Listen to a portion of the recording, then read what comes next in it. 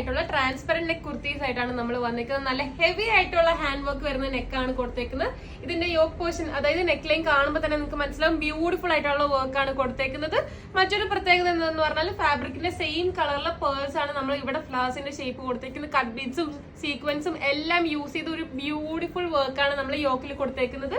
നമുക്ക് ഇതിന്റെ ഓരോ കളേഴ്സും കാണാം. ഈ ഫസ്റ്റ് കളർ വന്നിട്ട് ഒരു പേർപ്പിൾ ഷെയ്ഡിലാണ്, ബ്യൂട്ടിഫുൾ ആയിട്ടുള്ള ഡാർക്ക് ഷെയ്ഡാണ്. നമ്മുടെ നെക്സ്റ്റ് ഷെയ്ഡ് വരുന്ന ഈ ഒരു മെറൂൺ ഷെയ്ഡാണ്. ഇതും നല്ല ബ്യൂട്ടിഫുൾ ഷെയ്ഡാണ്. നോക്കിയാൽ മനസ്സിലാവും ഈ ഒരു ഫ്ലവറിന് ഈ സെയിം ടോണിലാണ് നമ്മൾ കൊടുത്തേക്കുന്ന പേഴ്സ്. നമ്മുടെ നെക്സ്റ്റ് ഷെയ്ഡ് എന്ന് പറയുമ്പോൾ ഈ ഒരു ടീൽ ബ്ലൂ ഷെയ്ഡാണ്. റെയർ ആയിട്ടുള്ള ഷെയ്ഡാണ്, എല്ലാവരും ഫേവറേറ്റ് ആണ്.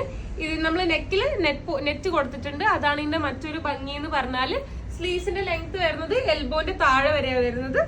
നമ്മുടെ നെക്സ്റ്റ് കളർ വരുന്ന ഈ ഒരു റെഡ് ആണ്, പ്യുവർ റെഡ് കളർ ആണ് വരുന്നത്. ഇതിലും ബീഡ്സ് നമ്മൾ റെഡ് പേൾസ് ആണ് കൊടുത്തേക്കുന്നത്. നെക്സ്റ്റ് കളർ വരുന്ന ഈ ഒരു വയലറ്റ് ഷെയ്ഡിലാണ്. ഇതിലും നല്ല ഹെവി ആയിട്ടുള്ള ഹാൻഡ് വർക്ക് ആണ് നമ്മൾ യോക്ക് പോർഷനിൽ കൊടുത്തേക്കുന്നത്. നമ്മുടെ നെക്സ്റ്റ് വൈറ്റ് കളർ ആണ്. വൈറ്റ് നമ്മൾ പുതിയതായിട്ട് ലോഞ്ച് ചെയ്ത കളറാണ്. ഇതിലും നല്ല ബ്യൂട്ടിഫുൾ വർക്ക് ആണ്. പേൾസ് നമ്മൾ വൈറ്റ് ആണ് കൊടുത്തേക്കുന്നത് ഫ്ലവേഴ്സിന്റെ. നമ്മുടെ നെക്സ്റ്റ് ഷെയ്ഡ് വരുന്ന ബ്ലാക്ക്. ബ്ലാക്കും കഴിഞ്ഞ തവണ ഭയങ്കര ഡിമാൻഡ് ആയിരുന്നു, ഇപ്പൊ നമ്മൾ റീസ്റ്റോക്ക് ചെയ്തേക്കാണ്.